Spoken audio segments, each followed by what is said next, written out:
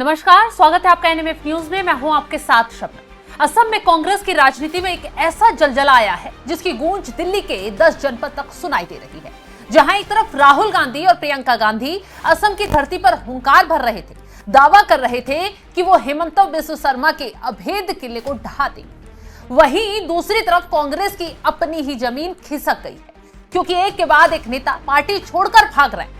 हेमंता की डोर मजबूत कर रहे हैं, हेमंता के किले को मजबूत कर रहे हैं, हेमंता की ताकत चुनाव से पहले ही बढ़ा रहे हैं। तारीखों का ऐलान हुआ नहीं कि कांग्रेस के दिग्गज ताश के पत्तों की तरह ढहने लगे। पहले कट्टर कांग्रेसी भूपेन कुमार बोरा ने साथ छोड़ दिया, वक्त बीता नहीं, नवज्योति तालुकदार ने हाथ का साथ झटक दिया। लेकिन अब जो धमाका हुआ है उसने गांधी परिवार की रातों की नींद उड़ाकर रख दी है। प्रद्युत बोरदोलोई, वो नाम जिसे असम कांग्रेस की रीढ़ कहा जाता था, उन्होंने न सिर्फ पार्टी छोड़ी बल्कि ऐसे आरोप लगाए अब इमरान मसूद भी शक के घेरे में आ गए हैं, क्योंकि उनका सीधा सीधा कहना है कि इमरान मसूद ने कांग्रेस की बैठक में जो उनके साथ किया वो इससे इतने आहत हो गए थे कि पार्टी छोड़ने को मजबूर हो गए। और तो और ये सब किसके बीच में हुआ? ये सब कांग्रेस पार्टी के अध्यक्ष के बीच में हुआ, राहुल गांधी की मौजूदगी में हुआ। लेकिन किसी ने भी इमरान मसूद को रोकने की कोशिश नहीं की और इसी बेइज्जती के बाद उन्होंने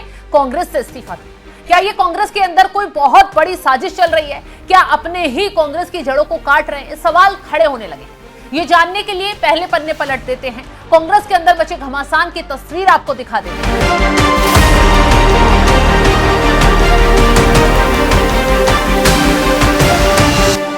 दरअसल कांग्रेस में सियासी बवाल का सिलसिला शुरू हुआ चुनाव की तारीखों के ऐलान से ठीक पहले। जब सेनापति को युद्ध की तैयारी करनी थी तब भूपेन कुमार बोरा ने मैदान छोड़ दिया और तमाम आरोप उन्होंने पार्टी पर लगाए। राजनीतिक गलियारों में शोर मचा ही था। नवज्योति तालुकदार का विकेट गिर गया, लेकिन असली क्लाइमेक्स अभी बाकी था। जैसे ही चुनाव आयोग ने तारीखों की घोषणा की, असम के डिब्रूगढ़ से 2 बार के सांसद और गांधी परिवार के सबसे वफादार सिपाही प्रद्युत बोरदोलोई ने बम फोड़कर रख दिया। मल्लिकार्जुन खड़गे को लिखे पत्र में एक एक शब्द में दर्द भी था और आक्रोश भी। बोरदोलोई ने लिखा, आज भारी मन से मैं कांग्रेस के सभी पदों और प्राथमिक सदस्यता से इस्तीफा देता हूं। यह सिर्फ एक इस्तीफा नहीं था, यह उस वफादारी का अंत था जिसने दशकों तक असम में कांग्रेस का झंडा थामे रखा था। लेकिन कहानी यही खत्म नहीं होती है, कहानी तो यहां से शुरू होती है। जैसे ही उन्होंने बीजेपी का दामन थामा, उन्होंने वो राज खोले जिससे इमरान मसूद का नाम अचानक सुर्खियों में छा गया और कांग्रेस में अचानक एक हलचल पैदा हो गई, क्योंकि उनका आरोप सीधा है, बोरदोलोई के इस्तीफे के पीछे इमरान मसूद की कार्यशैली और दखल अंदाजी बड़ी वजह बनी।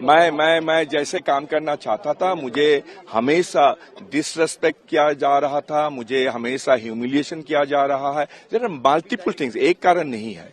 Thank you. सॉरी, करने की कोशिश कर रही है। मुझे तो बीजेपी मैं एक ही बात बताऊंगा कि मैं एक बात उदाहरण में देना चाहता हूं। मैं एक उदाहरण देना चाहता हूं को मैं ये जो लास्ट जो इलेक्शन का दौरान में 13 मार्च को हमारा असम के ऊपर सीईसी मीटिंग हुआ था। मुझे पता चल गया कि सीईसी मीटिंग में इमरान मसूद जैसे कम्युनल लोग हमको बोल रहे थे, हम जो एक कैंडिडेट के बारे में मैंने बोला था, ये नेक्सस ये नेक्सस है, क्रिमिनल नेक्सस। मैंने उसको उदाहरण और एविडेंस भी दिया था। लेकिन this person Imran Masood had the audacity in that meeting when the top leadership was present, including Kharge ji, Rahul Gandhi ji, Priyanka Gandhi ji, KC Venugopal, उन्होंने चिल्ला, क्योंकि मैं नहीं था डिफेंड करने के लिए, चिल्ला के बोल रहे थे, प्रदीप बोरदोलोई जो बोल रहा है ये बकवास है, ये फेक है, ये false and fabricated. When I got to know about it, and to make matter worse, हमारा एपीसीसी का प्रेसिडेंट वहां रहा था। एपीसीसी प्रेसिडेंट ने पूरा बिल्कुल खामोश रहा। तो मेरा ऊपर जो इल्जाम लगा कि मैं फॉल्स, फैब्रिकेटेड, बकवास कुछ एविडेंस दे रहा हूं, ये मुझे हर्ट किया, क्योंकि I have grown in the Congress party. अब सवाल यह है कि क्या कांग्रेस की अंदरूनी लड़ाई ने ही असम में कांग्रेस की जीत के सपने को चकनाचूर कर रख दिया है? क्या अपने ही कांग्रेस के अपनों को दरकिनार कर रहे हैं? क्योंकि जो जाता है यही आरोप लगाता है। कांग्रेस में घुटन हो रही, आलाकमान सुनता नहीं, पार्टी के वरिष्ठ नेताओं को तवज्जो नहीं दी जाती। सिर्फ और सिर्फ चंद लोगों को भाव देकर बाकी सबको दरकिनार किया जाता है। खैर, अब जो प्रद्युत बोरदोलोई ने कांग्रेस छोड़ बीजेपी में जाकर आरोप लगाए हैं, वो कांग्रेस को हिला देने वाले हैं।